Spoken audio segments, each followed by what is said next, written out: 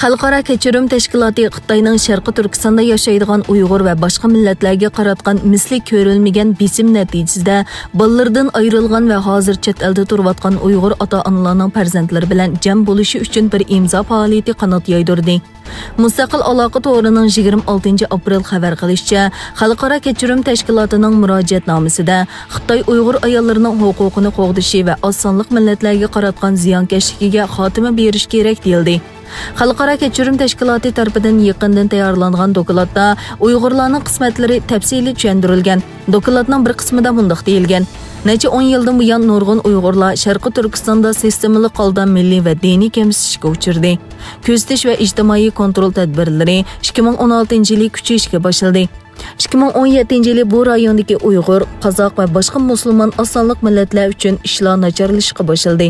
Shuningdek, keyin Sharqi Turkistondagi ma'rif orqali o'zgartish yoki kasbiy tarbiyalash markazlarida 1 million yoki texmi ko'p kishi xohlagancha tutib ketilgan bo'lib, ular siyosiy tarbiya va majburiy madaniyat assimilyatsiyasi qatorliq har xil qiyin qistoq va nachar muomalalarga uchirgan. Bu keng ko'lamli tutib turish harakati va sistemalik bisim ham Uyg'ur oilalarining Xitoyga qaytib bolalarining holidan xabar olishga to'sqinlik qildi hamda bolalarning Xitoydan chiqib chet elda uchrashish mumkinchiligini yo'q qildi.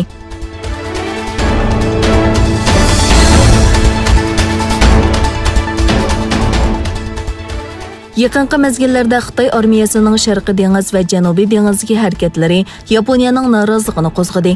Yaponiya dۆlەت mudofaa vaziri Noboseki kishi 23 apreldagi axborot e'lon qilish yig'inida 11 maydan 17 maygacha Fransiya va Amerika bilan birlikda Yaponiyaning g'arbiy janubidagi Kyushuda birlashma mانېۋىر o'tkazishini planlaganligini e'lon qildi.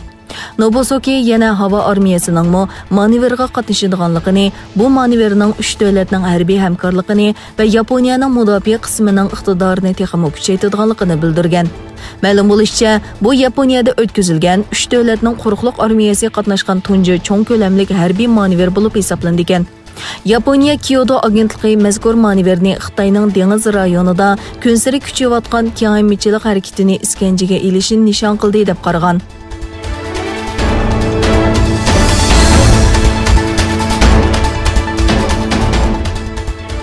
Avstraliya dۆlەت mudofaa ministri Peter Dutton o'zlarining Xitoy bilan Tayvan masalasida talash tortishga tushib qilishi mumkinligini o'tirg'a qo'ydi. Avstraliya radio shirkati ABC'dagi programmaga qatnashgan Dutton dövlatining Xitoy bilan bo'lgan munosabati va Afg'onistondan chekinish jarayoni haqida to'xtaldi. Dutton Xitoy bilan Tayvan masalasida talash tortishga sal qarashga bo'lmaydiganligini bayon qildi. Dutton bu xil talash tortishning qo'rqinchli bo'ladiganligini tilga olib mundaq dedi: Meningcha Xitoy Tayvan bilan birlashish to'g'risida nihoyatda aniq ifoda bildirdi. Bu ularning uzun muddatlik nishoni. Dutton butun dunyoda muhim harbiy faoliyatning borligini tilga olib, Tayvan bilan Xitoy o'tirsida ochiq dushmanlik borligini aytdi. Dutton yana mundaq dedi: Rayonda dövlətimiz və ittifaqdaşlarımızga qaratilgan təhdidlərə taqobil turish uchun mudofaa qismlarining har vaqtdagiga o'xshash yuqori saviyalik tayyorliklarimiz bor.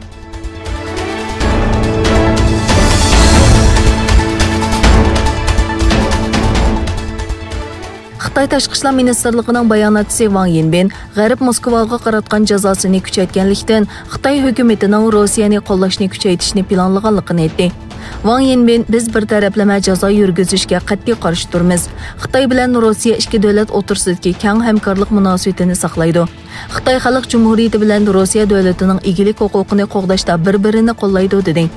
Wang yana Amerikaning bir taraflama jazosi zo'migarlikning ifodasi, keng ko'lamli norozilik keltirib chiqardi dedi.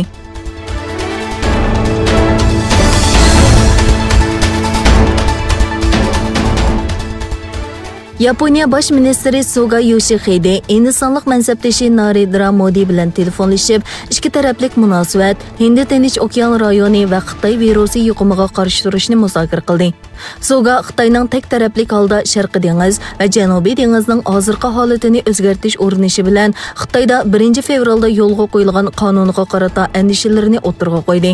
Tashqi ishlar ministrligining bayonotida aytilishicha, ikki rahbar Amerika va Avstraliya bilan erkin va ochiq Hind-Tinch okean tasavvurini amalga oshirish to'g'risida birlikka kelgan.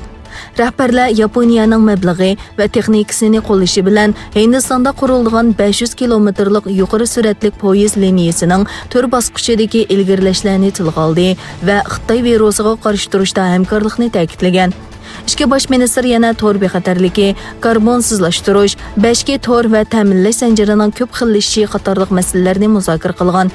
Amerika, Avstraliya, Hindiston va Yaponiya o'rtasida shakllangan 4 taraflik bexatarlik dialogi yoki 4 taraf ittifoqi Xitoyga qarshi g'ayri rasmiy ittifoq deb qaralmoqda.